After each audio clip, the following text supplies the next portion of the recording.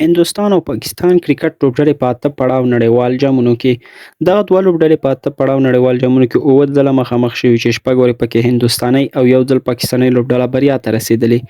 2000 کال د شل اوريز نړیوال جام پیلیز کال بلل کیږي چې په نوموړي کال هندوستان پاکستان ته په 5 منډو باندې ماتې ورکړه. ورپسې په 2012 کال کې هندوستان د پاکستان لوبډلې په وړاندې د 8 وکټو په توپیر سره دغه ستره بریا ترلاسه کړه. په 2014 کال کې بیا هم هندوستان د 9 وکټو په لرلو سره سیاله پاکستاني لوبډلې ته ماتې ورکړه. په 2014 کال کې هندوستان بیا بریا ته ورسېد او د شپږ وکټو په توپیر دغه لوبه وګټله. په 2021 کال کې بیا پاکستاني لوبډله بریا ته ورسېده چې په پوره 10 وکټو هندوستان ته ماتې ورکړه. په 2022 کال کې هندوستان یو نایابه او ناممکنه لوبه په خپل نوم باندې کړه او پاکستاني لوبډلې ته په 4 وکټو ماتې ورکړه. بلخوا په 2023 کال کې یعنې په پرونۍ لوبه کې هندوستان پاکستان ته په شپږو منډو سره ماتې ورکړه.